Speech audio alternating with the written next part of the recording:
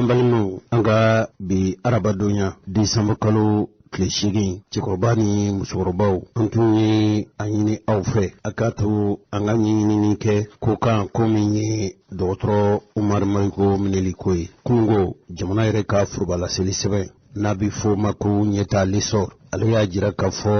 politique tombe nukuwa mako parti solidarité africaine pour la démocratie et l'indépendance no isadie anyamoba no ye député koro ni kolonje bakaw ulude ya sigi député yala dotro Umar Mariko ani ma flawre mutun lamena kuna siningo wati jan lamelen kofe lamelike baw no ye gendarme ye usorla kubla ukoro abe fomi mako garde à vue sabu shariatiyo nomineli kelaw ni nominena ufe ni ukasegesegele maban tuma dola do bafiye ibita shini ibena nga nayu dia lasagu yorobu bolo inafo gendarme ubi lasagu yorola kibla umekoro ude kera kunu uye ubla bolokoro kwa kera gendarme fe ka ena bamakoya ako segesegele atumbe uludi bolo ni manunu kafra Mariko kan Abubakar Kamara nale ye radio kaira ka radio minu nu be Mali fantani nani fe uku bela jile nyina boba anu Bubakar Sumauro nu kama ko buba fani ale fana ye bololo kibaruya chirimba ye ngombe sabu ye femi uyi kanta dode kera na kuma cayalendo bi kosebe cekoroba ani musokorobaw aw judo jilaban telefoni nunu u jaflela mado tobu yero bafo telefoni nunu mako telefoni android ni yayi anga cekorobaw ani musokorobaw ani mado bambe a telefoni na jiye ku bela jile ni kololo bala a kololo besoro ni jilama baramina unde ga fendlalete halambe kibaruya chiri sigimi ngono nabi fama ko réseaux sociaux nazara uka fendlalero a telefoni nunu nazara uka fendlalero isigile ikaso jula do fana be bolove ni mafarati ika gunoko a bisigile mbiye ikaso ibini fo ibini nkew itafe je kabo fen kalama adu libu sutra bi kan abo sutra bewli o de réseaux sociaux ako do de lamera o lamene kofe kwa fora kafo afora de kafo dotro Mariko kwaye jimna marablu onyemo ya kalifalendo mina bino yishugel ko kala maigai kayo sebe ko boronto ne nini daju ya damandana ningo in kolo shilikela do ulukumana nin kanta inka na woyo ana kungu barka buena kosobe o ko Umar Mariko ka mineli kwa kun do sola udefe sabu kumakan do fana yira o kumakan kwa fora kafo o Umar Mariko kumakan alega kumakan yile kwa yira kafo kumakan do fana be ko o kumakan ko tema wore fo ba ufe ko tema wore kumakan ko yin sugar ko kala maiga kumakan ga kera ina fo ni kumakan te bila kumakan ni kumakan goni ni kumami kera na kera kefenye koni sabu kwani sugar ko kala maiga kumakan bole ga yasoro abe joro mina o joro inta bulo amo joro isro no jimna marablo ni moyaye jimna sharia matrafa ba moma ikera jimna sharia kangoro soso wole kebai manu ne o sharia kolo shilikelani numneli kera abifu mako procureur ango jimna sharia kolo shilikela kangoro soso baw ulu numneli ani sharia sirakanka jimna sharia laboto aka korosini no substitute bomako sigida nana no Mamadi Tungarai uku chelo Umar Mariko abe bulula utuni kabili kunungwe ko minili wala jonasini kanyingali uvetalike sharia kolo mintara samba flani santani gononto na danye fu biduru ani woroye December kalo utle duru samba flani santani gononto no be talike abe fomi mako cybercriminalité chikorbani msokorobaw tuma dola ninde outle la kwe cybercriminalité ode ambe domine nafokobe bololo sanfe kibaru ya ulasilu jatali kuma nyonyaw ani borosiri o laban minumbe na bifu mako cyber kujugu wale minumbe ke o sanfe abeke ulude kelelila sharia do talendo mi sinzi maka gunula ko ika gunula kuma ni ka gunula wale ubsika tanga chugumi sabu atona na ke je kira bedai hali ka sugono ko ka gunula ko ika lebu ko yere tafe munu ka la ko don bolon fe mo fe hali tumadola imasunya mo fe o gundo bebe dadle fela ko jenze la goshini ni mangutu cheni ni la burujali kama ni sharia dabo kunne ubsika kele chugumi inafo kamogo kumakanta inafo kamogo jauta ka chirin be ka bwa kalama kasoro atekeni sharia ika jentala ita kalama wa na kera ti beima ka damne kabili ndanende mene foka se kunungu taratama niye marmariko afemu akukonyo akanumbawu atola tono isadi umu tumbora kata akanyininga erola mugo chamo utumbe ni segesege ni yoro ina ka ena ulure koni fe marmariko mineli wala akanyininga li amabbeuma davala kita ni jamana ereka furbala siri sebe no ili sore nyeta ni aleka fochwe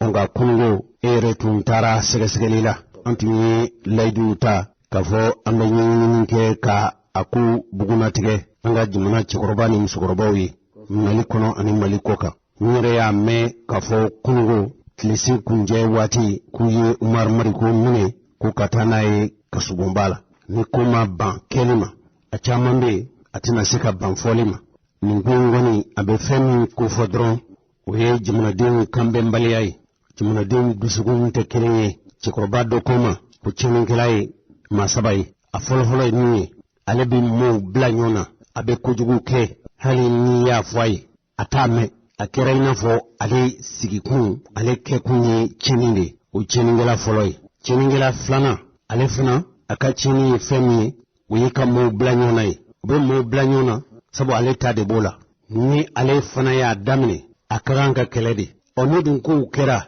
ni mo kele ata dabla fiu sabana jumai membi sigi ka cheningela ulaje ete shedabo jila ete takurun kumbo tasmana ere ka juguni ni ma fla bela jelinye kudona do katmana jamana inde yoro ne kobi nantu ya fam hali doni jina musa trawe ko baw ka nyawon tu sulukono ukanyi ni ka benkula ko ka du daka dula suruku ka du kai mali be daku minabi ni mali don tu ya fam hali doni ni franje konana antu ga fadin ya bla anga fadin ju ya bla anga fasu leje abisika yere soro chumi tuwe menu jamana ngeran sagoye anyar dama ni nyonche amsika anga fadinya klunke kanga fadinya waleuke nga angana jamana chi waleke ni fokunde kummitma ningo inga kudo jodu wala jo jalagi do ne tatoi kulashi koni yayi bi hali niye mali fanwara ulaje mali dum bente fola do ko franci ko akata ka gwenre ka wulujugu gwen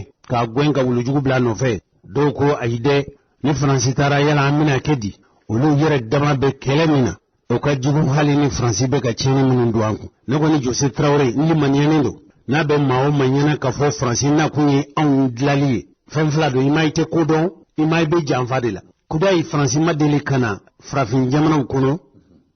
eniye jatimine yere keke ni baro ko ni sinte franci koka ngani jatimine ke je jamana munye je jamana bela jele ko ni betara fadon betara ku dan abe franci ka jamana maraleuni hali kosa na yere ko je jamana be fanta sorobatigi jamana be sorotigi jamana be nyese yere ko jamana be tuma dola donata nono na nyese ka wasani yere ube fanta jamana be ngam misikine jamana be misikine yayi atiko atinye ajigi atibulu foni alaka jonyuman do nani deme o jamana mun be je jamana be ko fe no maralendo franci de fe kosa na ko jabi lama min zorla o yika fo je jamana beke mega jamana min dan ko Niger do hala on hire fana mali on be fati on be me ko ina fo fatin to bi ko chumi na on fana gafsan on fana gafsan Nigeri a da babala nan sai na kana ngadin ko baro kene kan a umar mariko ni ko ni umar mariko demi sen mun be no ye Musa Traoré ka fanga kele ku beya demokrasi apmo ga chako sobe ale ngana doy ale dolat me fanga mi sigira Musa Traoré kofe fanga mi sigira notu CNSP CTSP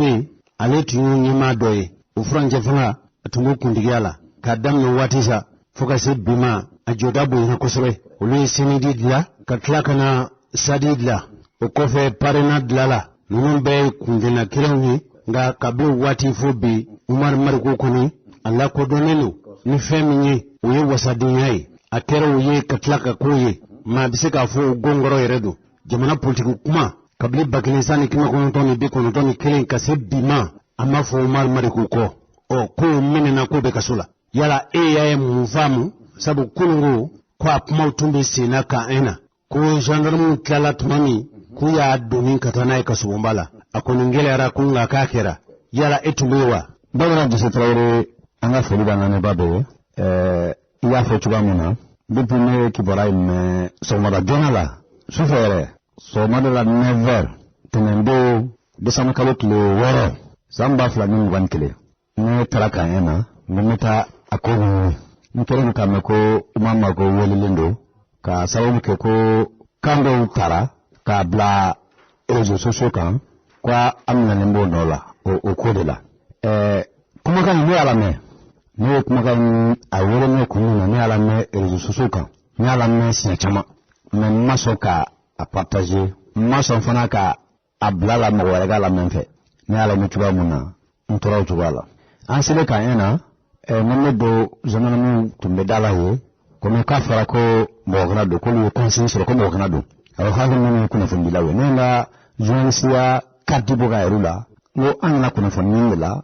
an fana be anga bara de la u kwa to anga barake u ko anga to kenema ya ko be ngal la ko halne dona ko ntana se ka nga barake ko ngalaye ko mi burak nanina ngal mi me en fait ambo o tenu ula u bolen ko kenema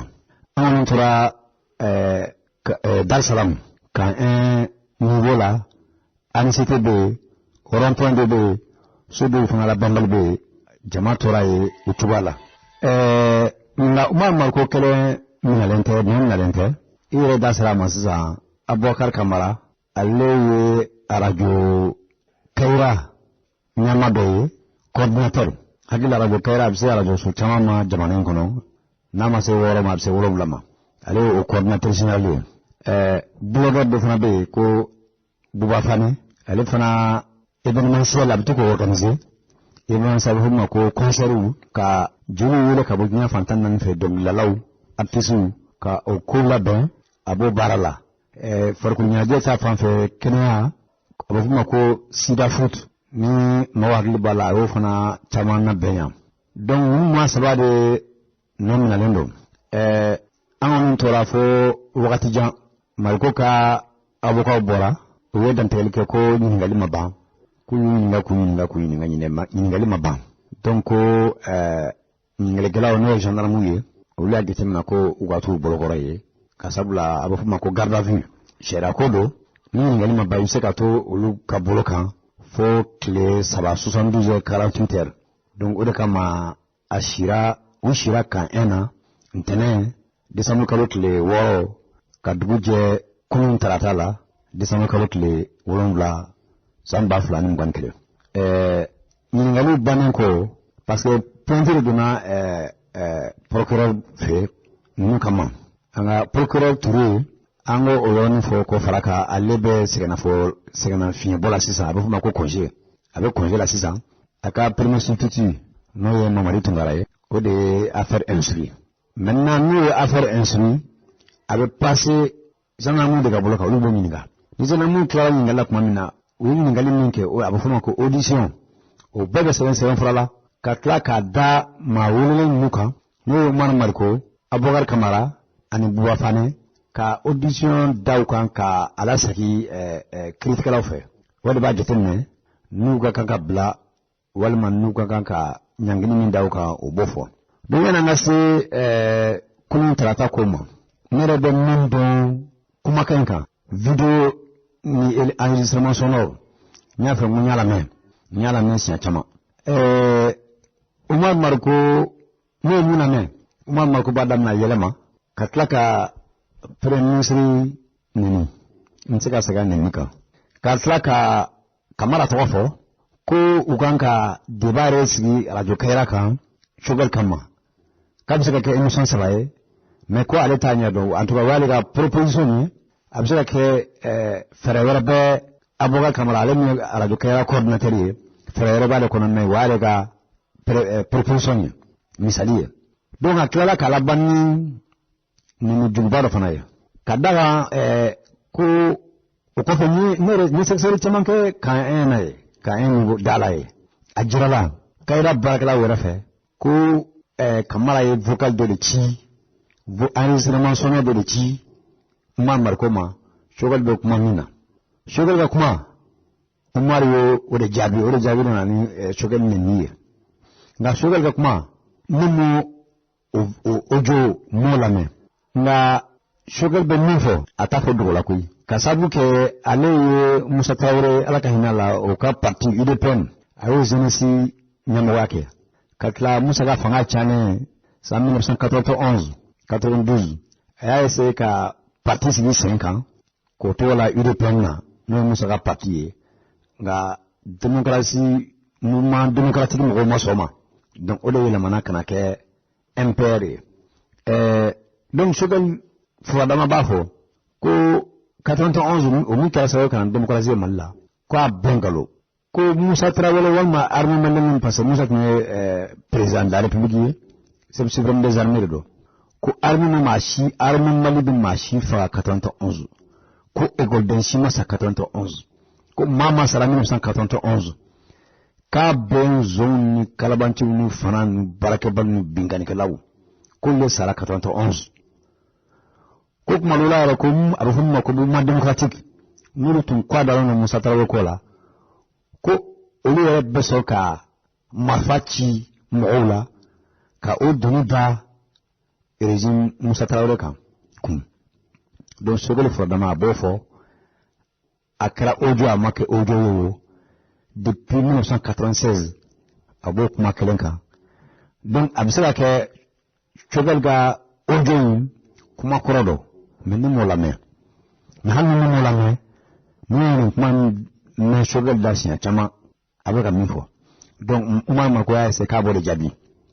o de jaabi nana laban ni weleli la fo kiiritigɛ bɛna bɔ a la ne bɛ min fɔ Umar Mariko ye ale donnen do jamana in kɔnɔ i da sera ma karamɔgɔ Jose démocratie fanga min b'an kunna Umar tɛ dɔnni ko la a bɛ fɔ min ma ko tariku a bɛ don Mali démocratie tariku la a ye CTSP amo o nyama yake o nyama tun Amadou Toumani Touré mais o membre tun do furancɛ la fanga min sigira 91 Musa Bilenko o furancɛ la fanga tɔgɔ tun CTSP ye Umar Mariko tun ye o maa ye k'a taa ma fo an bɛ yɔrɔ min na bi Umar Mariko bɛ Mali tariku la démocratie tariku la donc a ma se ale tɔgɔ k'a fɔ mɔgɔ ye a ye député kɛ a bɛ san 20 bɔ a y'o kɛ député la Kolonjɛbakaw fɛ radio Kaira o duru wɔɔrɔ bɛ jamana kɔnɔ ne ma fili a y'o bɛɛ ɲama ye bi donc an ma se ka Umar Mariko kofɔ mɔgɔw ye en même temps a y'i kan bɔ jamanakuntigiya nɔfɛ siɲɛ caman ala ma don a garizigɛ la fɔlɔ donc ni o ambition b'i la k'e bɛ jamanakuntigiya de kɛ Umar Mariko a bɛ yɔrɔ min sisan a si jɛra personnalité publique foroba mɔgɔ do a bɛ fɔ ma ko personnalité publique o foroba mɔgɔ ye ni an fɛ farafinna ni Mali tɛ américain fɛ parce que démocratie la an bɛ misali ta américain ma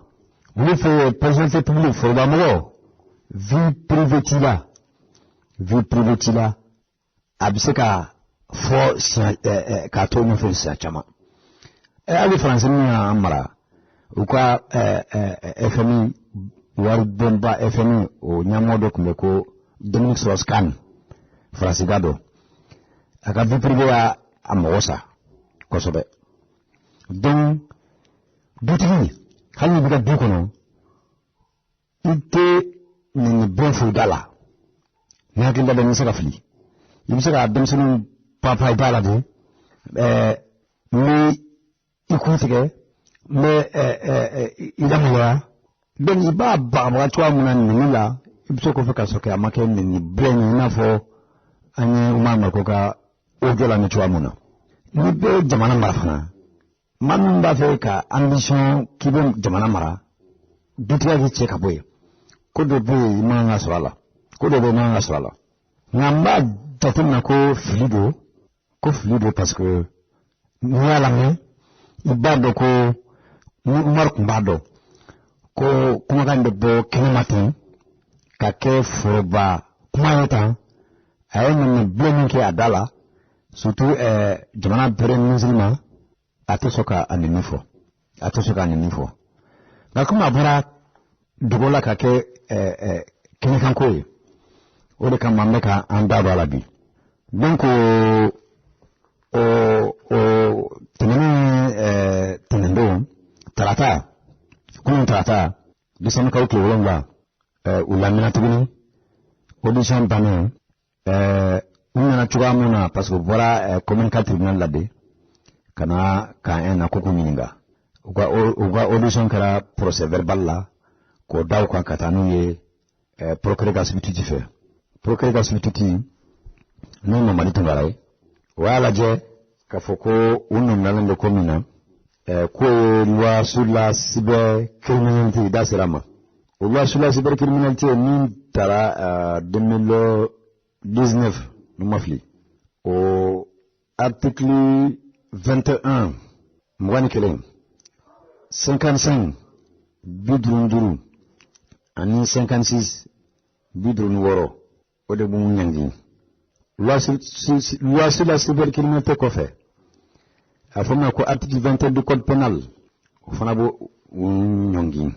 o umar marko ni boafani ni aboga kamara ka ko raye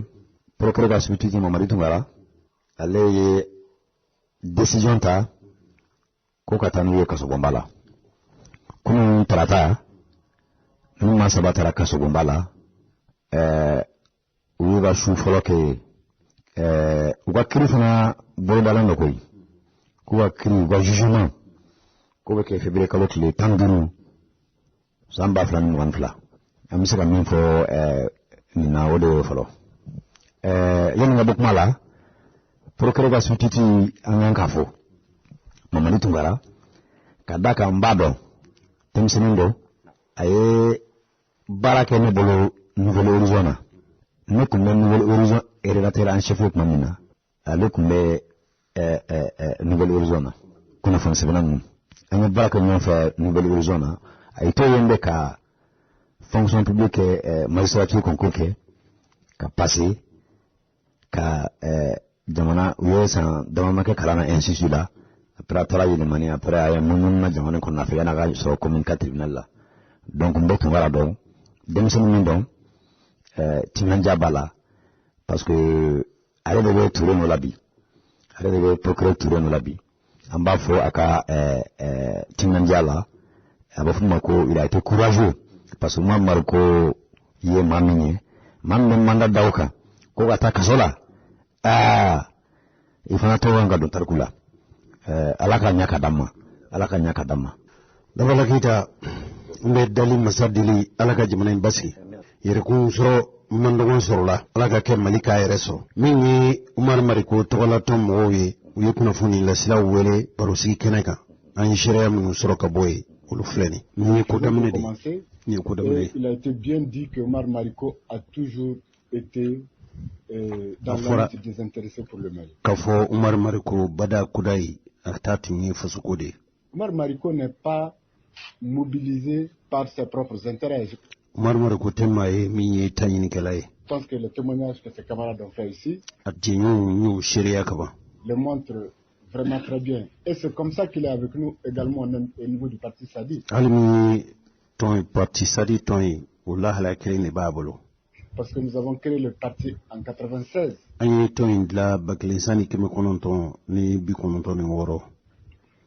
Moi je l'ai connu en 89, 90. Ne Omar Mariko don bakelisan ani kema kononton bi kononton 90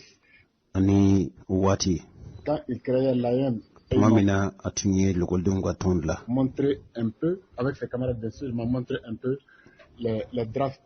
de premier document. Au-delà de bon, ayo Irana. Mais j'avais déjà terminé. Alors, on ne s'est plus séparés. Kablo Wati, Fogase Bima, on ne s'est jamais séparés. Je venais de terminer mes études à Cuba. Netaraga Kalamba qui Bawatimi. Julio Antonio Meya, qui était l'étudiant qui a créé le mouvement qui a fait partir Batista. On dit Nini Mamuntu Terrier, Yamana Kamunu, Nye Batista Kafangatien. Et j'ai envoyé Oumar. Batista, c'était le dictateur de Cuba. J'ai envoyé Oumar dans cette posture et avec les mêmes idées. Nye Oumar Ye Cuba Jamana Kolatilao, Bella Halamina, Ola Halakilindi. Oumar Misaliaye. Et on ne s'est jamais séparés. Aujourd'hui, si il est dans ces conditions, il n'a pas. Les Maliens, on s'attend à ce qu'on arrête. Des gens qui ont détourné de l'argent, des gens qui ont violé, des gens qui ont tué, des gens qui ont incendié des villages, qui ont cassé, qui ont détourné de l'armée, qui ont vendu les armes des militaires, qui ont sorti les moteurs des véhicules militaires pour les remplacer. Laissés par les leurs. Des gens qui ont laissé des véhicules sur le terrain. Des gens qui ont déserté les combats. C'est ce qu'on attend. Aujourd'hui, on arrête uniquement parce qu'une vidéo a circulé.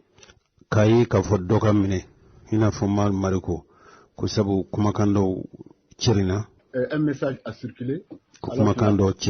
fait exprès, ça c'est dommage. Donc nous restons debout. Nous restons très déterminés. Et votre présence ici ne fait que renforcer notre détermination. Aller de l'avant.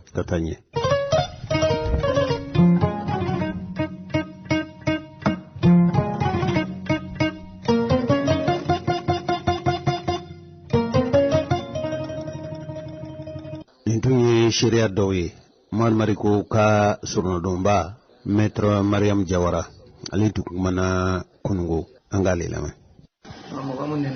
Premier ministre Nina Nimaka. Donc, enquête pour nous dire quoi. Mokochama Kanka la même année, Fanny Soreille déjà, Akila Oshirai, et Camara de Radio Kaira. On a entara Oumar Lamena, gendarme non fani bonyani karama yo lase ama ma patoya alma mase Oumar ma mati alma sama fanapa. Donc pour accéder à pour tout c'est enquête par en cours. Donc quand j'étais là pour era ko remonter premier ministre nani damai quoi. Donc comme enquête de droit en cours. Machama c'est pas bien de parler du dossier mais ni de droit beaucoup ni de cas Omar ya kan ni interpréter alors faut aller faire ni donc voilà là quand ka hakilina la bo halla ko garane ni ambe dingam ko na mali be dingam ko no bi premier ministre kan ka tuwa were ni ani Omar ka se ka kuma mun ma se ni ma kwa puisque Omar fana yi jamatigi de na ko ka be ke chugara lanta la de la hakila yani sininche hakilu be atizi be ka foka be kala ni ko kibe jamatigi ke chugara dola bara mai ko Omar era kwa de kuma mun gora de da ay regrettera pas que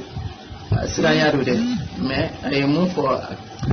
akili na hun to ye mais o kuma façon era man ka boada o kuma façon man ka boada ay kuma info fana ka da premier ministre ka kuma do ka nunu fana te kuma nyina mai kwa mais kwa me ade ma plenty kola donc nenu ya ka plenty ke mo saria bode de nomine quoi ale ni plainte ma boala directement plainte bora procureur fafe ni ministre de la justice ka kuma anay procureur ke hanyo nya ni ko do ke na manye procureur bi se ku yere barake ya sa ko oti gumina ko jamana bi basi dugana mana bi baba asiri ko na hanka ko disranyi ni quoi c'est quoi ni benefeta wala ka ni sabate wala ka nga jamana bo kolona wala ka jamana di adla ba nyuma ma wala ka bo bi ngani kala ni ko dugu kala wolo wala ka hakili nyuma ndambe ma anteni nyagami siran ko dum quoi donc notre amna pe yel wati julite bon so en 12 heures de do fana le tarabi so en 12 heures de do le sabbat comme enquête de do en cours ma chama c'est pas bien de parler du dossier mais ni de do quoi beaucoup ni de kera Omar ya kan ni interpréter ayo faut faire ni de donc voilà mais quand ka hakilina la bo halla ko garane ni ambe dingam kono mali be dingam kono bi premier ministre kan ka turu ya were nyini ani Umar ka se ka kuma mun maseni ma kwa puisque Umar fana yi jamati gidi na ko ka be ke chugara lanta la de la hakila yani sininche hakilu be apaiser be ka foka be kala ni ko kibe jamati ke chugara dola bara mai kwa Umar era kwa e kuma mun bora de da ay regrettera pas que siranya do de mais ay mun fo akili na huto yi mais o kuma façon era man ka boada o kuma façon man ka boada donc mais ay kuma info fana ka da premier ministre ka kuma do ka no fana te kuma nyina mai kwa mais comme ade ma plainte ko la ba ma plainte ko la donc nenu ya ka plainte ke mo ko sariya bo de nomine quoi ale ni plainte ma boala directement plainte bora procureur fafe ni ministre de la justice ka kuma anay procureur ke hanyo nya ni ko do ke na manye procureur bi se ku yere barake ya sa ko oti gumina ko tembe family de ani jamana bi basi dugana mana bi baba asiri ko na hanka ko disranyi ko c'est quoi ni benefeta wala ka ni sabate wala ka nga jamana bo kolona wala ka jamana di adla ba nyuma ma wala ka mbo bi ngani kala ni ko dugu kala wolo wala ka hakili nyuma ndambe ma anteni nyagami siran ko dum quoi donc notre amna pe yel wati julite bon so en 12 heures de do fana le tarabi so en 12 heures de do le sabbat bon an Congo ba sin adam ba sin ama kanu mo bala ko ko ba nye fo procureur no so an wele peut-être na shi na ko de ba appel mun la c'est procureur reni shogali rema fuka sabali puisque ni kera nyamo ko edoro ikan ka son tembe ma mais ka kenya mo ko ka fo ni te kena obi mbenga fanga ira ambe wakati muna bana kono na fatula kwa e amai donc alini Umar ye faka biko ke solution kanga soro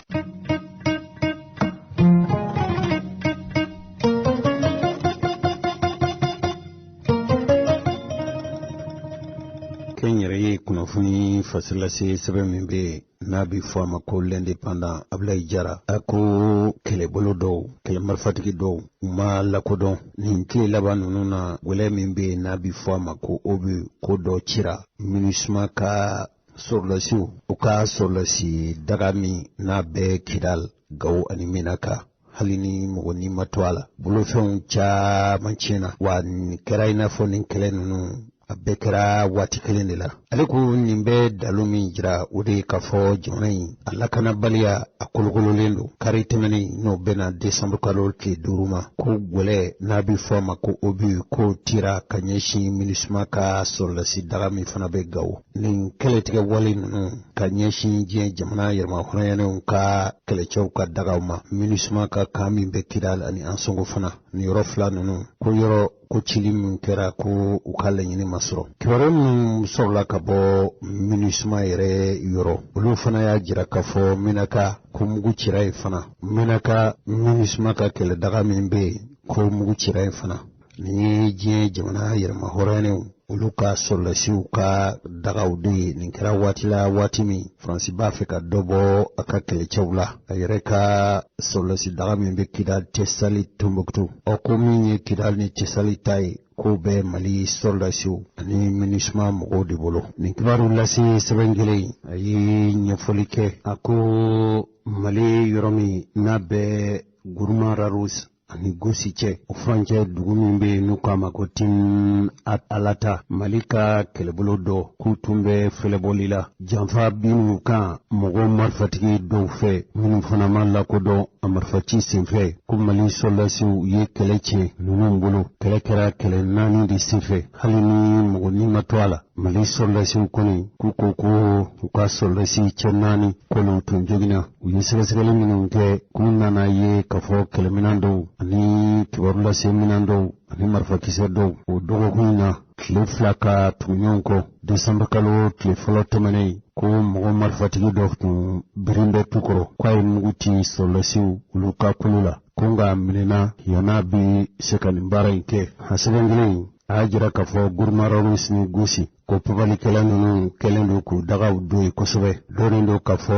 u ka biriyɔrɔ ka ca yen u b'a fɔ minnu ma ko jihadistiw ko de y'a to papali wale ninnu bingani wale ninnu bɛ ta ka Mali sɔrɔlasiw sɛgɛrɛ ale y'a jira k'a fɔ hakilila jiginna kabili kana sabatibaliya kolokolora Mali sɔrɔlasi caman ni bɔra nin yɔrɔ 2 ninnu na minnu ko nanen don ni silamɛya diinɛ ye ani minnu yɛrɛ u b'a fɛ ka silamɛya mara karaba ko nin kɛlɛbolo 2 ninnu ka daga fanga bɔ a yɔrɔ la kosɛbɛ min ye Gosi nin yɔrɔ ninnu kana sabatibaliya kolokololen dɔ ye popali wale ninnu ani bingani wale ninnu ani ka mugu don Mali sɔrɔlasiw ɲɛ hali kɔsa in na Sevare Gosi ni Gawo cɛ ko mɔgɔ caman min bi to a sira fɛ a nana kɛ wajibi ye maa dɔw bolila dɔw taara Gawo dɔw yɛrɛ taara Niger ka sabu kɛ nin popali wale ninnu ye a yɔrɔ in janfa kolokololen don a yɔrɔ la kosɛbɛ sabu a yɔrɔ bɛɛ fan min fɛ ko min ye barikani sɔrɔlasiw ye k'olu fana y'u ka daga dɔ sigi Gosi ko ni Mali sɔrɔlasiw bi jɛ ka baara kɛ ɲɔgɔn fɛ o senfɛ k'u bɛ papalikɛla ninnu ka daga caman ci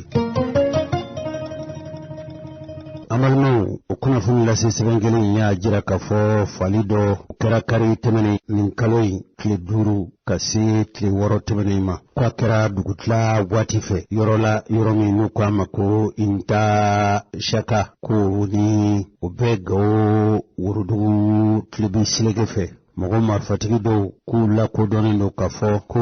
mɔgɔ marifatigi minnu k'olu taara kɛlɛbolo dɔ n'o tun ye MLA u ka bolofara min bɛ yen n'u k'a ma ko Aseya olu ka kɛlɛcɛw u lafiɲɛ bɔyɔrɔ la k'u taara mugu ci u la o senfɛ k'u ye mɔgɔ 7 fa o mɔgɔ 7 la ka kɛlɛɲɛmɔgɔ dɔ n'o ye Yaaga Musa ye mɔgɔ minnu ye nin baara in kɛ n'u ma lakodɔn k'u bolila nin fali ni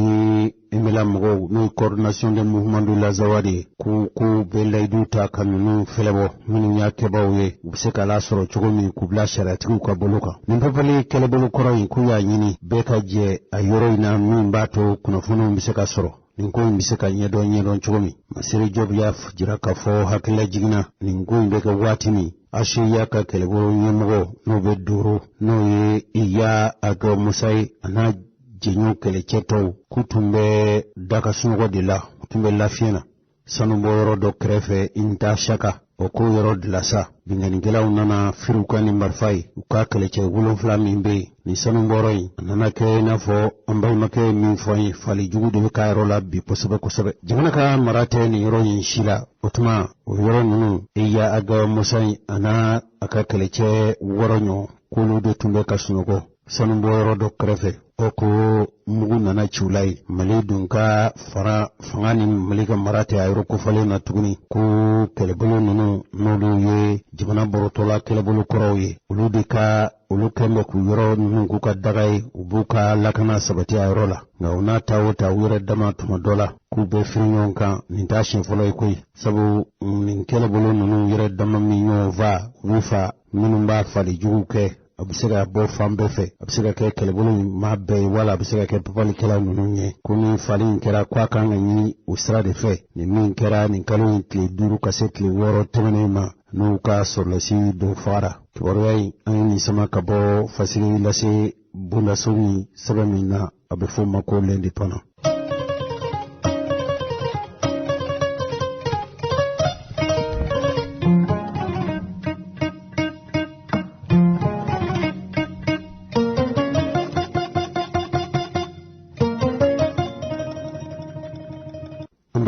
Ministre yɛrɛ dama ni ɲɔgɔn cɛ u ye bɛnkan sɛbɛn bɔ a bɛ fɔ o ma ko arrêté interministériel ni a kibaruya lasera kabili décembre kalo tile 6 tɛmɛnen jamana yɛrɛ minisiri min sigilen don sanni feereko la n'o ye Mahamudu Oldu Mohamed ye k'a ko Mali malo min bɛ ci kɛ Mali dugukolo ka kaba fara kɔɔri bu kan n'a bɛ kɛ baganw ka dumuni ye ɲɔ saɲɔ kɔɔri kolo ko yamaruya tɛ kɔni si donni ka bɔ kɔɔri kisɛ turuto saɲɔ ni keninge kaba malo n'a bɛ ci kɛ yamaruya tɛ maa si bolo i k'a donni ka bɔ ni a ye Mali kɔnɔ wala maa wɛrɛ kana o san Mali kɔnɔ min ye ɲɛmɔgɔ min sigilen don sanni feereko la ani julaya ani sɔngɔw bɛ se ka bɛrɛ cogo min douane ɲɛmɔgɔba a fɔra ko ninnu ka nin baara ninnu sabati bɛɛ ka min ka jɔda ye min ye o bɛ se ka lawaleya cogo min nin ŋaniya in taara minisiri fɛ n ye balo minnu kofɔ sabu k'a kɛ kun ye fɛn min ye o de ye k'a fɔ balo a kana dɛsɛ a kana donni ka bɔ n'a ye Mali marabaw u b'a fɛ min ye jamana sugu ye jamanadenw u bɛ se ka lafa u ka cikɛfɛnw na cogo min i n'a fɔ kibaruya ninnu y'a jira cogo min.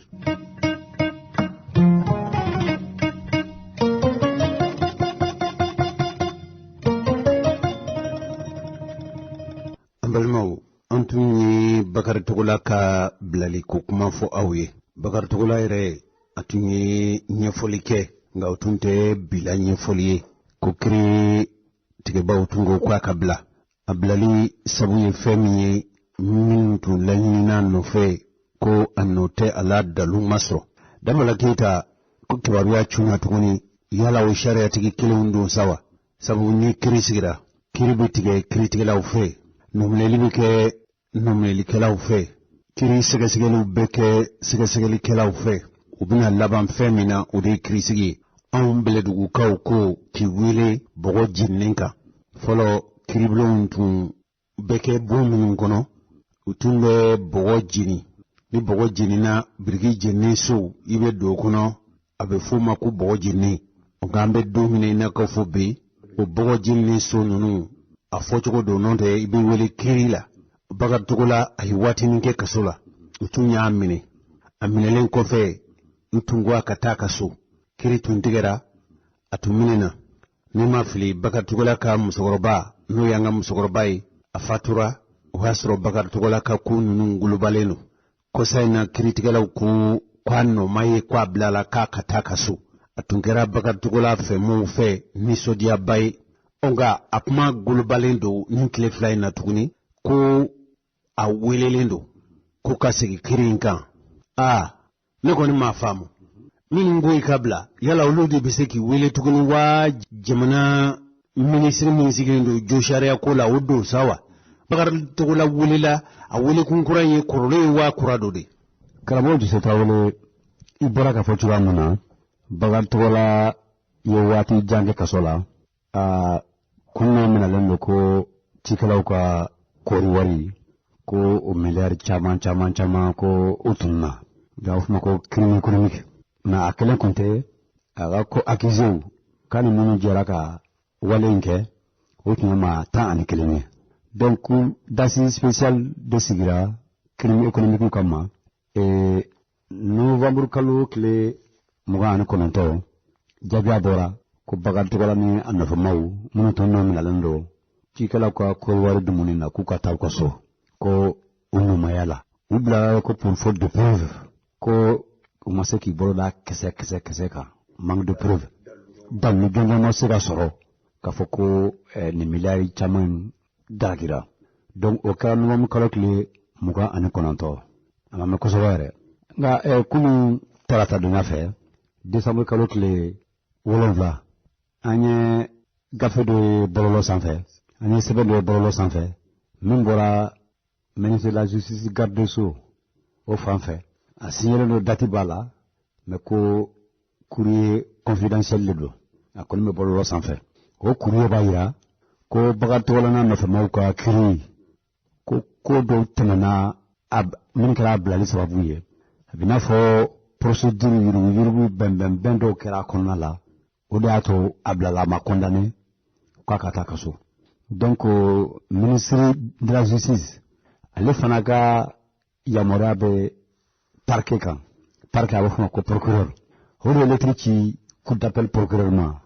kunun tarata décembre kalo tile 7 ko ka sɛgɛsɛgɛli kɛ tuguni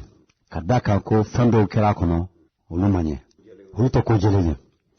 donc o sɛgɛsɛgɛli o jaabi bɛ di ale ministre ma n'o dira ale ministre ma a ye ko minnu kɛra a kɔnɔ a y'olu tɔgɔ fɔ k'olu ma dan donc sɛgɛsɛgɛli bɛ kɛ olu de kan ko minnu kɛra kiiri kɔnɔ ni ko bɛnbaliw dɔ ale y'olu tɛrɛmɛ k'olu ma dan sɛbɛn in kɔnɔ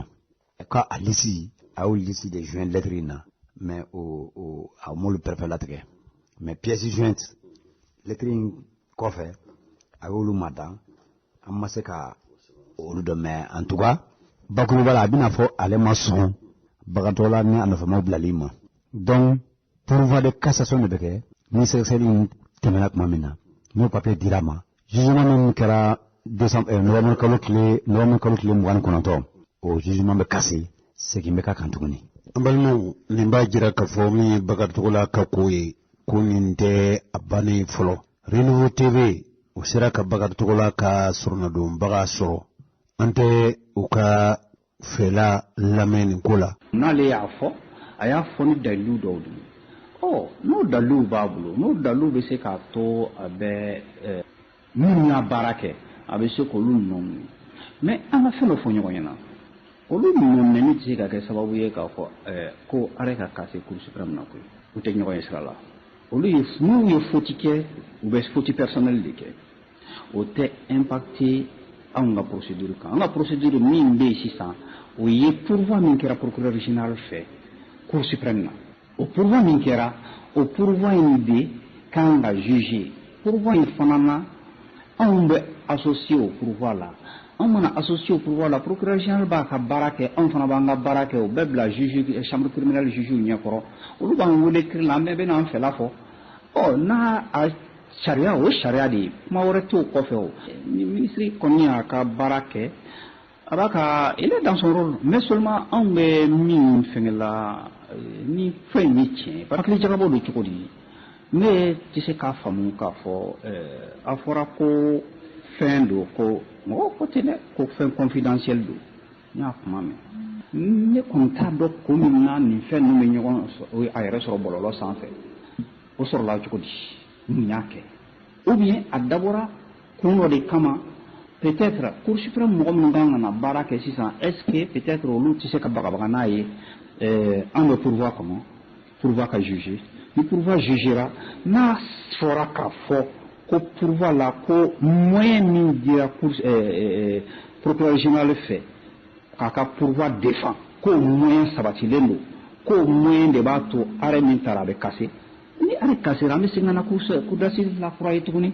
avec les mêmes éléments peut-être o b'a sɔrɔ peut-être u ye fana ye élément wɛrɛ sɔrɔ mais a bɛ bali na parce que élément kura tɛna se ka ye nin ko la tuguni dɛ. An balimaw nin tun ye Bakari Togola ka sɔrɔnadonbaga ye n'o ye karamɔgɔ Laji Tarawele ye sɔmnalidon karamɔgɔ Laji Tarawele. Bakari Togola yɛrɛ a tun ye ɲɛfɔli kɛ nin ko la siɲɛ joli k'a fɔ ale ye nɔminɛ kun ye fɛn min ye ale y'a dɔn k'a fɔ ale nɔ t'a la an tɛ segin an k'a yɛrɛ lamɛn. Min fɔ a fɔra ko ne minɛna ko resuruni don a ma fɔ ten ne de resuruni yɛrɛ in yɛrɛ m'o f'i ɲɛna hali ne ka dugu ta ne bɛ taa n ka resuruni ta n bɛ taa ɲamala de n taara ɲamala a bɛ fɔ ne ye président ye secrétaire ni ne ka addition min bɛ an taara resuruni complément yɛrɛ parce que u b'a fɔ ko resuruni an taara comme resuruni ta bɛnniya la ou bien kafo la i la furuda ta bɛ bɛn CNT de b'a sara o CNT bɛ lettre ci bɛnniya ma bɛnniya bɛ wari ci sɛnɛkɛlaw ka compte la sɛnɛkɛlaw bɛ taa u ka wari ta ne yɛrɛ t'a ye jan ko k'a ta ne yɛrɛ bɛ taa n ta ta fɔ n na dugu kɔnɔ n'o tɛ ne t'a ye o bɛ se ka to cogo di ni waribaw bɛ se minɛ bolo la non wari ninnu tɛ tɛmɛ bolo fɛ o papiyew dɔrɔn de don Nous lettre ci par exemple ñen bi salita dañu bande lettre min ci ga trop persi jo sara ko be yaw en nga ko nga go de mais jam fami ñanga do asir la ñama leri ngala de trop persi jo ne bande de lettre ci obma bangi ba la je premier ba attention tri fra bangi re ba ko ci kasoro ka wari ci semitin yana na fo sanga protocole jo gla wala sa anga boni je kono parce que correction si ambe fara la dom na shikebe ali ni mo mi yetter gele ni bena la mobli kono ati fara nyonge mo mobli kono ite ma fe amaka kelewa bambi at meke to wate ke donc protocole mi ngla ambe naka anga protocole ke senegalaw aw ka sedo bi woro semete aka musaka beke binani yo semete rek ko kado ko foga jo wanta no de manako no yame semete senegalaw de beda anana claf lay c'est-à-dire bi woro senegalaw ko ka musaka bekoro kime saralo binani semete ka musaka bekoro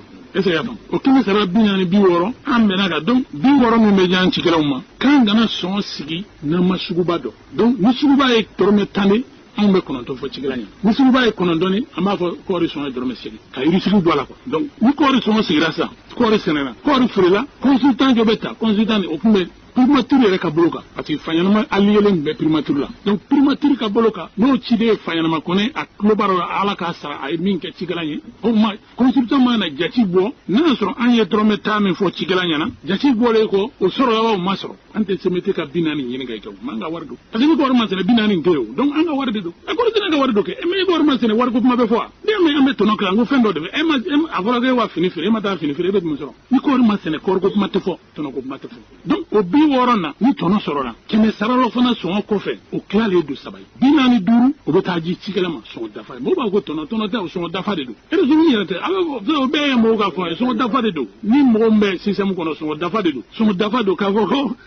tɔnɔ don tɔnɔ ta parce que a fɔra e ye sɔngɔ jɔ sigi nin kɔnɔ fɔlɔ yanni sugu ka dɔn bi nana saya min na trop persi nana saya min na an bɛ wari sara sɛmɛtɛ a bɛ fɔ cogo di waati o tɛ bi wa donc jɔnni ni tɔnɔ dafa ye sɔngɔ dafa ye tɔnɔ tɛ donc o 45 o bɛ taa di sɛnɛkɛla ma 40 an bɛnna ka ko ka bilankɔrɔ kɛsu sigi n'a b'a fɔ ma fond de sensibilisation o de ye bilankɔrɔ kɛsu de o bilankɔrɔ kɛsu ni wari sɔrɔla an yɛrɛ t'a ye an bɛ lettre sɛbɛn ni consultant ka baara banna k'a fɔ wari sɔrɔla a ko nin hakɛ o ye cikɛlaw ka kɔmasegi ye nin hakɛ parce que an ni CMT b'a bɛɛ kɛ en tant que ne président ye CMT président sigilen filɛ an ka technicien sigilen filɛ an kan o yɔrɔ an b'a kɛ ɲɔgɔn fɛ o an b'a kɛ ɲɔgɔn fɛ consultant bɛ ka rapport k'an bɛɛ ɲɛna o donc de don a bɛ n'i sigi tableau la a b'a k'an bɛɛ ɲɛna après l'adoption peut-être waati dɔw ni virgule bɛ ni tama bɛ cikɛlaw ta kan a ma dafa a tɛ dɔrɔmɛ 1 bɔ an bɛ jɔ ta fond de soutien kɔnɔ k'a dafa parce que tama tila ma ɲi cikɛla la o n'i y'a bila wa dɔrɔn a bɛ tunu ni tama sera hakɛ jɔrɔ an b'a fɔ bon tama ko cikɛla t'o dɔn tama wɛrɛ ta k'a dafa pour que sɛnɛkɛla wari dafa le ka ɲɛ ni tama fana b'a kan k'a fɔ a tɛ se ka dafa an b'a fɔ bon an y'o ta an y'o fara fond de soutien kan ni tama yɛrɛ b'a la ni fɛn ma sɔrɔ parce que an ka fonctionnement ni fɛn ma sɔrɔ an bɛ se k'a fɔ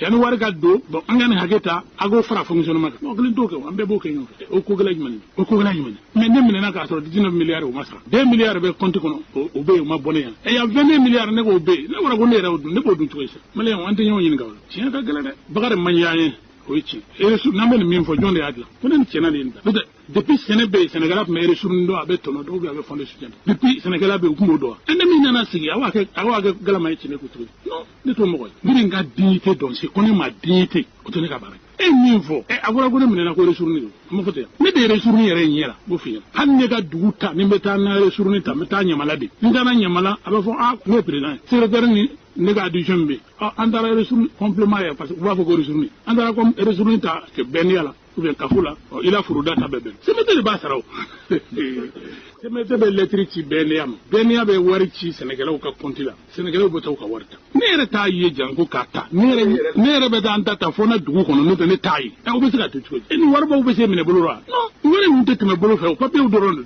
don ne bɛ lettre ci par exemple ne ye misali ta ne ni bante ye lettre min ci ka trop persi jɔ sara o bɛ yan o kini ka ko o y'an ka ko ye dɛ mais janfa min ni y'an ka dɔn a sirila ɲɛnama ye.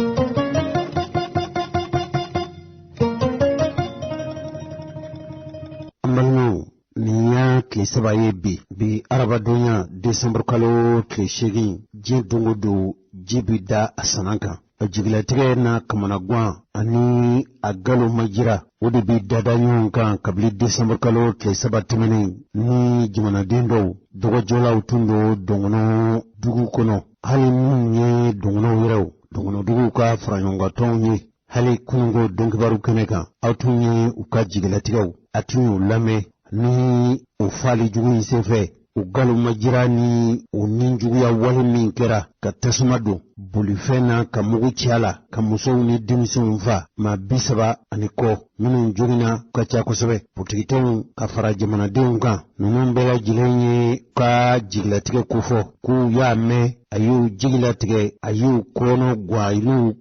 kamana gwan ni papali niyɔrɔ juguya wale min kɛra min ye marimaca jara ye n'ale ye adama ɲɛmɔgɔ ye ale ko nin ma kɛ olu fɛ la fiyewu u ko nin marifatigi minnu kɛn bɛ ka mɔɔw bali k'u kɛ kasoladen ye u yɛrɛw ka dugu kɔnɔ dugu dɔw la Mopti mara la kɛrɛnkɛrɛnnenya Bajanga mara Bankas ɲɔnɔ a ka ca ni kalojan caman ye bi u k'u b'a ɲini jamana marabaw n'o ye don la tɛmɛ fanga ni furancɛ fanga u fɛ u ka fɛɛrɛ bɛɛ lajɛlen tigɛ min b'a to nin dugu ninnu bɛ se ka u yɛrɛ lasɔrɔ cogo min u ka kana an'u ka lakana bɛ se ka sabati hali Mali fantan naani bɛɛ lajɛlen fɛ kunungo yɛrɛ an ka donkiwariw kɛnɛ kan an y'a jira u la k'a fɔ min ye Mali faamaw ye bi Mali kuntigiw ye olu cɛsirilen don cogo min u b'a fɛ kɛlɛminɛnw ka sɔrɔ min b'a to jamana in bɛ se ka latila kolo minnu bɛ yen n'olu ye politigitɔnw ni faraɲɔgɔnkantɔw ye a bɛ fɔ min ma carte d'échange pour une transition réussie olu fana k'u jigilatigɛlen don ko nin ye wale cɛjuguba ye wa Maliden bɛɛ kan ka nin kɔn hali politigitɔ min bɛ yen kolo min bɛ yen n'o ye M5RFP mɔgɔw ye ka fara URD mɔgɔw kan fara an ka wuli an yɛrɛw arajow bɛɛ humana yan an kɔni fɛla tɛ nin ko ye nin ko min kɛra nin tɛ an fɛla ye wa an ma da la k'a fɔ nin ye maliden kelen bɛ ye ko nin jara min ye hali n'a y'a sɔrɔ k'a fɔ sogo ka fasa muru da ka go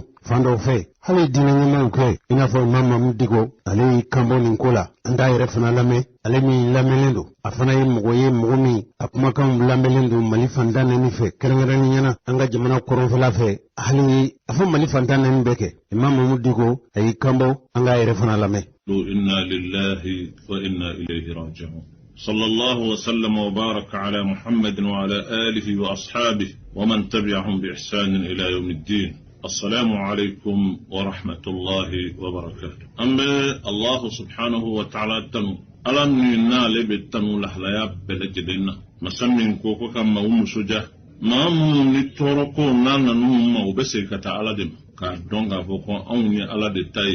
على يمينك وبكم وأو مسيكة على دم ala de sako be amma kani ne ala fi aka hinana ka tishi ako cha alakra muhammad ka sallallahu alaihi wasallam ana so dunga sanimo ana de no nyimo ala ma ya faram bela jelim amen ka islamat bela jelim fu ka jamana dem bela jelim fu ahmad naam mekuma mujukun kamine mekuma muhammine jumani atoy de dimashi min temena ne jamasi ka do ke ka kuma in zinfe bara do beka ke anga jamana ngono nyaajira ke bagawla ka fo fem beka kenni wallahi billahi tallahi atebbe anga dina ngono wa maganga kiti nidiya ko kondo amanga min tlef layna duma temene bara do kera bara tedugu ba bara min konendo akonendo alafe akonendo akrafe akonendo mumin nyuma bela jelen fe ali adama de nyuma akonendo ifi oye min kɛra Banyangara mara la dingani min kɛra mawukai ka taa baga mawuma minnu ma mɛ u ma bɔn muso denmisɛnninw maa minnu ni foyi t'u bolo f'u tatɔ dɔ ka taa u dahirimɛ ɲɛ ka taa olu bɛɛ lajɛlen fa u daji jamana in kɔnɔ karamɔgɔkɛ o kɛra baara cɛjuguba ye baara min maa hakilima ni silamɛ ɲuman bɛɛ lajɛlen ye ani jamanaden ɲuman bɛɛ lajɛlen ka kan k'a kɔn wa beledelen ka je ka fu dala ka fo ko akonenu amanga ka kanga jamana ina akani tenzani na anyona bara ulu ka dabla jamana ina tenza te bara nyumaye billahi anga dina imani fo ama fo de ne bo fonni ala che fe on fe be bala bisika bala nga wallahi billahi nani ala che la mo fo parce que dina mani fo wallahi aslam ya dina mani hanni be hadide eni kafiru de be nyona hal no dudu aka ko yere ye no de du qur'ana ye min fo ni bara yi ke bawo ka qur'ana kamme u ka don ka fo o ye min ga ni qur'ana te tanyo on fe ala ye min fo qur'ana la ko waqatilu fi sabilillahi alladhina yuqatilunakum wala ta'tadu inna allaha la yuhibbu almu'tadin o ye mun ta ye jihadire no ye ala kirana ka sahabo sallallahu alaihi wasallam ako munum bala ka au kele ayu kele ni ala togoye ayu kele ala yere kama nga halo la akana dante meke wala ta'tadu inna allaha la yuhibbu al-mu'tadin ala te mawfe munu ye dante me ke bawni dante me wale o keli ala kuma taman be nyaade allah subhanahu wa ta'ala te janay ala te janay ni kele ni abo hal kele to abe ko mi ye jebe de fa min fora korana la wo mamu mbeta sukula kata dogodo kata fenye no be min do uda fen du bolo ulu faka mamu ne mbara yake ngo nga kanga sege ka nyado an ga jamana dem ko kanga famu an ga kanga don jamana in fam bela jeli akabila be ashia be mauka don ka fo bolo wero ba nga jamana ngon ante munu shido munu mbani ni tuba bela jeli kan kunkari nyona ka andin kan funu nyon goro min ba to ante nyon famu bada kudai wotigla mo be jamana ina da abolo be bomni jone udo anga nyani ni ka nyado parce que atese ka famu nya tuye to komena dimashi temene ne wele madaka ka jira maula mamun ka bara yindi ka mauka furu ku tasmadwa mauka jina ka tasmadwa ka mau gen ku bo usigiyorola o bara min frene bara ni mandada ne bo fi ahmad ni min gara ala baden ka kan ka horo ya la ka kan ko fo amat le fla bo tuma min ni kuma mbora nyame kuma bora yi no o ka nyamo fe no ye tolobay ay kuma min fo kuma ni ajaranye ako mauma be ni wulaka bo isiyoro na soro awuli kunte dore israna de ale de lahidu de ikasi o kuma impoli tlefla ni no na bara duku ka ke abseka famo ni min ke tugo manye o fo tugo tsaka nyada wala ni bara min ke tugo manye a fo tugo tsaka nyada tugo chilo mamu ni bara inke mawdo mun ba fa ka jamana dum kunkari nyona kure wa nga san kan janto ayere la anga nyon famo anga hakli fara nyon ka ko nyenye ni ka nyado ma jugu be fam bela jele abbe kunu bechala pour que jamana dum u kana se ka nyon fam tugo bela jele na an kan ka hakli to da mbo fo mbe siga ka ngo shi sara yoromna ani ala yembla joromna nyal ma mide wati do kara ala ya latge jamana duna ko bela jele ala ya kalfano ko be jamana kono ni nyaaye nga kan ka se ko fo ne nta fo ne hakli ma ya foli ani fo na ja foli ko ma cha ma fora ne fe mo ulu ni utiana ko ma ko digo yi dabo jamana in mala kana kuma tuguni kana fe mbo tuguni ne bega firma ngoni fe on fe fora ma nya fara mamu mbo fo fara nta mele ka fo ko ndugudo ai e ba so o ma fa mudi. Il faut accepter aussi que les autres ne puissent pas vous comprendre. Il faut que les gens soient et que faut o basoro mu nda fam o fana yu ka haka dode e ka fo ke te jeno yo fana tenyewo wala o tenye wa Sheikh Imam iba haketo ye tuluba ko kuma fo iga kuma na iba fe ka fo de tuluba sigiro be na yoro na kuma na be lame iba fe ka fo malen be yoro anga jamana en kono nu be lame ku se ko bege pour que ben ani kala sira ne ba fe ka fo ne ma delika to fo nga fo ida na na ma de ke ladri ay kuma nu fo do nere klo ya me ka fo kwa ye ya maria di ma be ni wuli kun o sranye de ni te ko renyi ok mo lu be lahidu di beka sigi yoro ma fo di so ani ma mi yo fo ay ngani anyuma ya ko dike ko jinu o mo kana ke ku to fana don o fana mai o na le yo ke tlefla ay le sigi yoro mi na ni no na bara jugu kerala kata baga mauma ku fa munu ma mi ma bon e nan fana ya ndamne amma hala foka fo nimmi gara amanye o fana ya ladriya yewa ayo toy o te ladriya yi o kuma ni mara min gara bara imanye ake bagaw o bitajo ala nya ko shine abu ni ngala parce que bara imanye de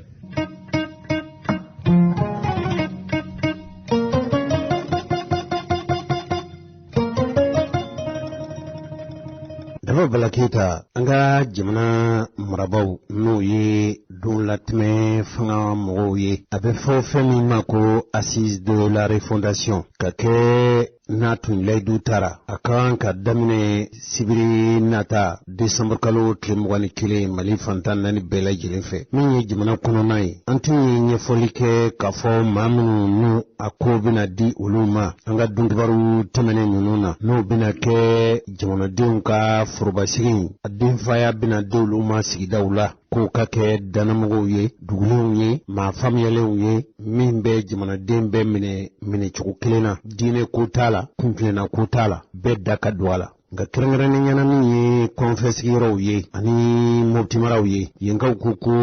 olu sigimbe ku tama kono sabu sebe lasilike bunda sumimbe no stijo tamani olu ko tomoktu kaw ko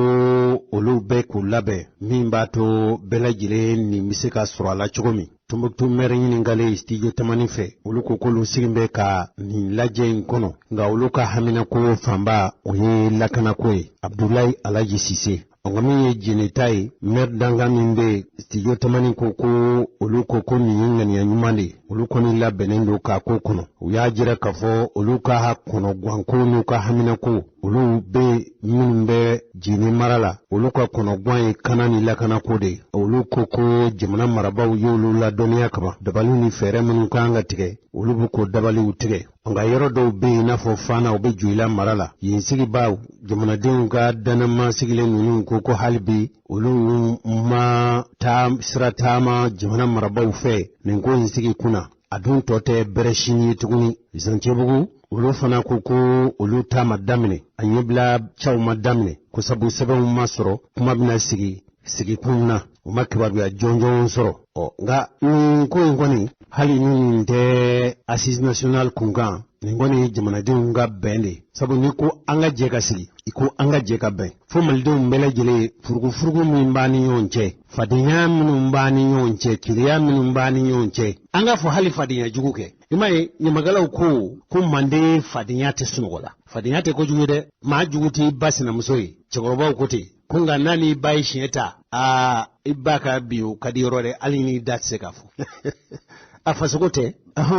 netumba fe kika hakilina taw hininga sabu anya me kafomi jamana kulatikala uye asimundun wa mamin don taro bara imbe ka asimundi fe ko shogel ka puma chale ndu bi ko sobe da jagwa dunya ka puma yere tunguma kuma lasila tunde jamana marbaw fe o ko sisan ko kuma lasila sugandira anga kuma nunu jawbe adola meke wala me ko sobe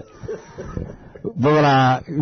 kuma bonkele ngono andalla ka foko shogel ka kuma chale ndo parce que gouvernement sigile fanga ka kuma lasila ma sugandi premier ministre ni gouvernement continue wajibila ugoboka nyafolke mawe mais nous ba fa doka bo sogala ka kuma la akila fiya bo kuma lola so kuma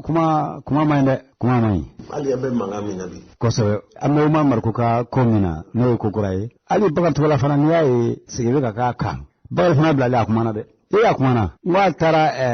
aga dugula kuma tu baga buga de tereta mi RPM nya mayo tara no fe kuma na ablale akumana nyafolike ka fokale no tala kuma de mai ni blala imanku ni ayo ni ka mar ko sorobi kuma te smel bu mai ga hala le fanake nga ko television solo la ko non li o ko fe amamine kuma mai de donc sisa hadi la sogol na fiebo da soro ka sawu ke ministre ni be administration territoriale kuna colonel Abdoulaye Maiga ale subandira kala ke fanga ko kuma la selay ay wa dobo sugal ka kuma chamana yeninga siga fomina assise nationale la refondation makilla bima kuma blabe ka fo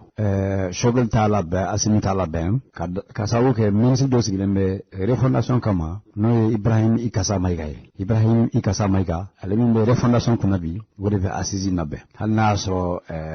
yaye un panel de haut niveau min sigira président asimi fait dabala ni ya fo panel de haut niveau anga chikoroba ni musokoroba ulu tena utafando kumi chau chani ni y'a ɲɛtɔ ye i y'a ɲɛdɔnbaw kodɔnnaw ŋanaw fɛɛrɛtigiw dabalitigiw kolatigɛlaw n'i ka ko d'u ma i ka laɲini fo u ye kunkolo ni hakili min bɛ olu la olu de bɛna o jagabɔ e kɔni b'a yira dɔrɔn ne b'a fɛ a ka kɛ nin cogo in na a ka kɛ nin furancɛ in kɔnɔ a laɲini ka kɛ nin ye n'i y'o fɔ dɔrɔn o kodɔnnaw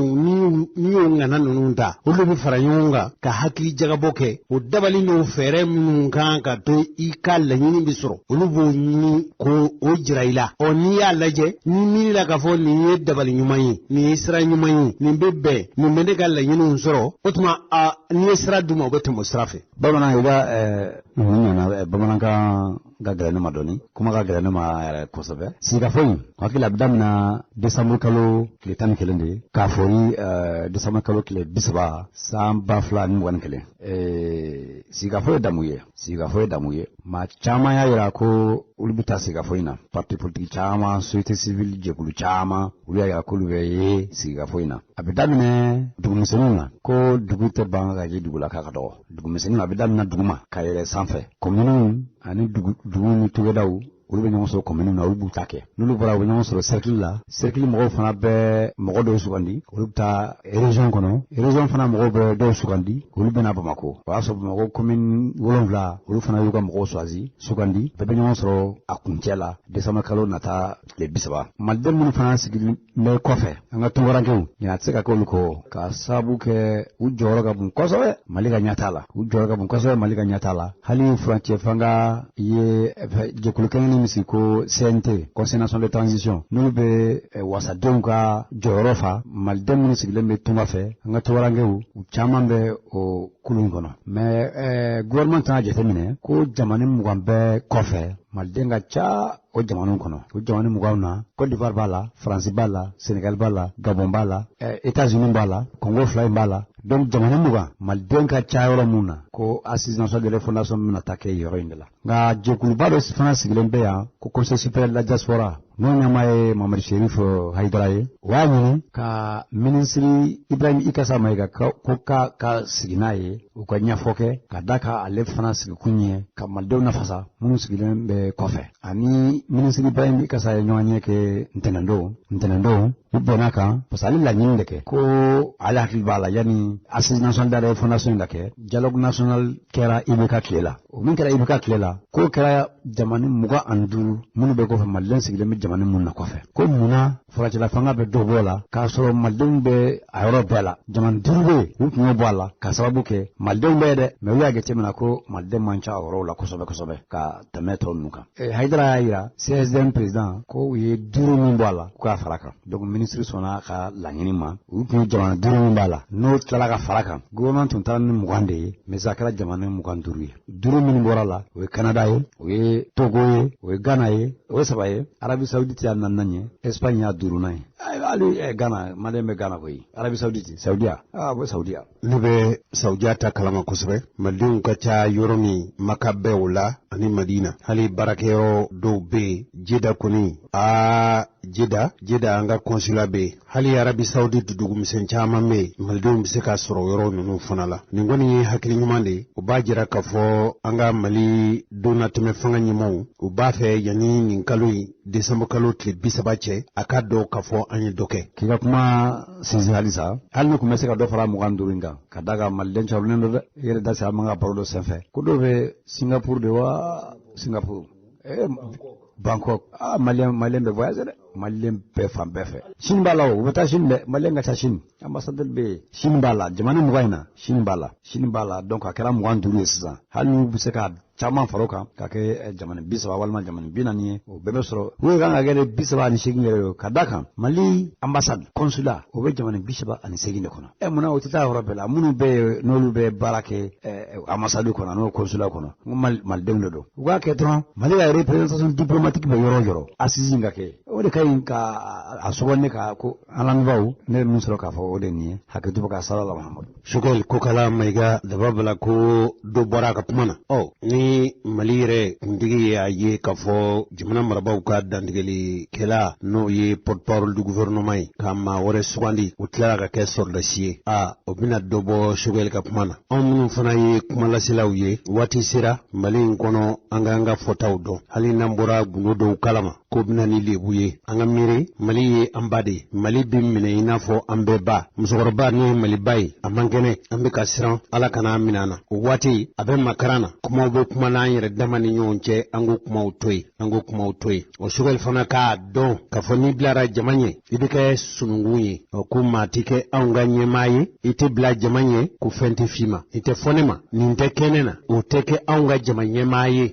Musa Tarawele waati ninnu tun ka di dɛ Musa Tarawele yɛrɛ ye fɛn caman kun a ye fɛn caman kun n'o tɛ Choguel a sigilen jamana marabolo ɲɛmɔgɔya la ne ma taa dɛ ne tun tɛ yen a ye kunnafonilaselaw wele kunnafonilaselaw ka so la a n'o ye barosigi kɛ an bɛn'o kɛ barobila ye bi an bɛ ɲɔgɔn sɔrɔ yan sini. Bon, je sais, mais fitini fara kan ministre Choguel ka conseiller social de Abdoulaye Kone nya ɲina fɛ wa kadi anw ye ani Choguel ka sigi ka baro nya fa ɲana siɲɛ caman ne masayi caman wa kadi an ye ani Choguel ka sigi ka baro a man jaabi a ko a bɛ ci lase a se yɔrɔ ko ni min bɔra la ko a b'o fɔ ɲɛna mais hali an bɛ yɔrɔ min na bi arabadon a man wele fɔlɔ k'a fɔ ko a bɛ nin ta a bɛ ta a man wele a man jaabi an ka Choguel ka kuma ninnu lamɛn fɔlɔ Dawuda Keyita ye nin fɔ e ye karisa n'an ni Choguel ye ɲɔgɔn sɔrɔ don min n'an y'a fɔ a ye n'a ko k'a ma fɔ a ye dun hali i k'an wele i k'a fɔ a ye n ye ci lase ma wa kana k'i ɲɛna k'anw bɛ taa nɔfɛ ko ka taa a nɛrɔndiya kumaw fɔ a ye dɛ ayi ka taa ni nɔgɔ kumaw fɔ a ye anw ta kun t'o ye koyi jamanadenw ka kɔnɔguwan n'u ka hamineko ani cɛkɔrɔba ni musokɔrɔbaw kuma minnu bɛ fɔ an ye an b'o de fɔ a ye n'a dun y'a mɛn a fɔra a banna n'a dun m'a mɛn fana an tɛ yan wa.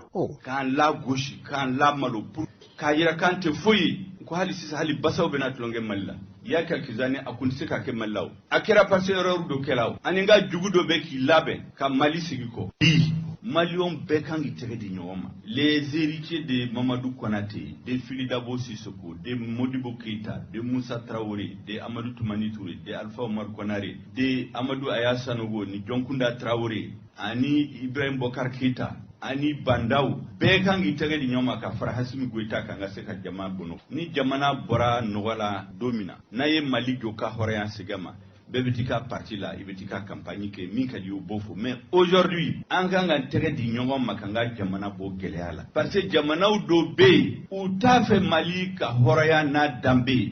n'a intégrité territoriale ka segin a ma jamanaw dɔw bɛ yen u t'o fɛ o donc maa o maa n'i y'i jɔ k'i bɛ kɛlɛ kɛ ka Mali hɔrɔnya n'a danbe segin a ma u bɛ wuli k'i kɛlɛ k'i tɔgɔ tiɲɛ ka maliyɛn den dɔw su k'u bila aw la ka kɛlɛ tiɲɛ maliyɛnw bolo an man ka so ma o musow jeunes donzo jɔn de ye kuma ta ɲamakalaw ça c'est le Mali réel donc o de kama ko Mali kura n'an b'a fɛ k'a dilan an ka cogoya de la a kan ka yira mɔgɔw la hali minisiriw u bɛɛ bɛ na sisan en tenue tradition Mali ka kotona de b'o de don ka taa conseil des ministres la sɔrɔdasiw b'u ka kɛlɛfini de don o bɛɛ ye signe de ka mɔgɔw hakili yɛlɛma dɔɔni bɛɛ b'a dɔn ko ne bɛ bazin don mais i ye bazin in bila sisan ni bɛ taa fɛn wɛrɛ la n bɛ bazin mais n bɛ taa dans les cérémonies officielles c'est les tenues cousues par les Maliens bi bi na artisans bɛ u ka stock bɛɛ sanna fana bɛ baara di Maliens dɔ ma donc dɔɔni an bɛ yɛlɛma don ko la Mali kura bɛ jɔ nin cogo la n b'a fɛ k'aw k'u de faamu. fɔ n ka tiɲɛ fɔ ɲɔgɔn ye fana mɔgɔ caman bɛ yen u bɛ journaliste tɔgɔ de ta o u bɛ taa réseau kan u bɛ taa radio kan u bɛ nɛnɛni kɛ u bɛ mɔgɔw dɔgɔya u bɛ d'u ka vie privée la o tɛ journaliste ye o u bɛ taa règlement de compte u bɛ mɔgɔ ba dɔ ta k'a buruja dɔrɔn k'a traîner dans la boue ka tɔgɔ tiɲɛ dans les grains dans les rues o fana ça c'est pas du journalisme olu yɛrɛ ils desservent les journalistes olu de bɛ journaliste tɔgɔ tiɲɛ donc ni mɔgɔ min ye mɔgɔ in dɔgɔya a y'a nɛni n'o ye plainte k'a kan ça c'est pas le gouvernement mais le gouvernement en tout cas fera tout pour ne pas avoir affaire à porter atteinte à la liberté des journalistes parce que n'a y'o kɛ dɔrɔn je pense que la presse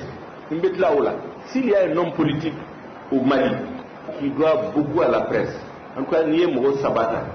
si je ne suis pas le premier je dois être parmi les 3 premiers je vais vous expliquer pourquoi waati dɔ kɛra si c'est pas à cause de la presse ne ko tɛ se ka kuma yɔrɔ si ne ko tɛ se ka salle de réunion sɔrɔ mais journaux privés ni radio privés de bɛ kuma di ne ma o de y'a kɛ dɔɔni fa sera yɔrɔ dɔ la ne kɛra comme maliyɛnw bɛɛ donc moi je serais très mal fondé en tout cas tant que moi je dirige le gouvernement s'il n'y a pas des faits concrets ka bi journaliste kan parce que a ye kuma dɔ fɔ journaliste yɛrɛ bɛ se ka sere kɛ il n'y a pas aussi un homme politique qui a été critiqué plus par les journaux mais je n'en ai jamais fait un problème parce que les journalistes c'est son travail. S'il y a des choses qui ne vont pas, ce gouvernement d'ailleurs, ni fait mi magne, aya fo, anga do, parce que ne yɛrɛ y'a bila réseau kan mɔgɔ o mɔgɔ n'i ye jateminɛ kɛ fɛn dɔ ma i k'a sɛbɛn i k'a k'i ma réseau kan ne b'a di n ka conseiller ma k'a fɔ ye an ka mun de kɛ pour que min man di jamanadenw a ka se ka latilen donc ne ye kumaba minnu fɔ nin ye k'a fɔ journaliste en tout cas nous le gouvernement le président de la transition an b'a fɛ bɛɛ ka dugawu kɛ maliyɛn o mali an tɛ maliyɛn bɔ maliyɛnw la min bɛ to ka kɛ mali la kɔrɔlen ni fanga binna dɔrɔn mɔgɔ min bɛ fanga kɔrɔ la u b'u bila kɛrɛfɛ u da bɛ bɔ fɛn bɛɛ la an t'o kɛ ne ye i bɛ taa ka parti ne y'a ɲɛmɔgɔw rencontré y'o f'u ye les partis de l'ex majorité ne y'u bɛɛ rencontré o tɛ kɛ mɔgɔ si la ko parce que e fanga kɔrɔ mɔgɔ e tɛ da don kuma la o tɛ kɛ le Mali l'inclusivité u bɛ min fɔ bɛɛ b'i da don kumaw la ni min bɔra la o bɛ kɛ maliyɛnw bɛɛ ta ye ni fɛn mɔgɔ min sɔrɔ o b'a sɔrɔ comme on dit pour ce que tu as fait et non ce que tu as été e ye min kɛ o de se ka kungo s'i ma mais c'est pas parce que e kun bɛ yɔrɔ la e kun bɛ parti dɔ la kungo bɛ s'i ma dɔrɔn parce que o parti tɔgɔ b'i la encore o tɛ n ka hakilina ye ni kungo sera mɔgɔ min ma ça veut dire qu'a ye ko dɔ kɛ maliyɛnw bɛɛ ye kelen parce que la transition c'est une transition inclusive majorité ni opposition t'a la o c'est pour tout le monde donc kumaba minnu kun bɛ fɛ k'a fɔ maliyɛnw ye u ka dugawu kɛ ala ka barika don transition yɛrɛ la ala ka se k'a ban hɛrɛ ni lafiya kɔnɔ hakɛto b'a la sali ala mamadu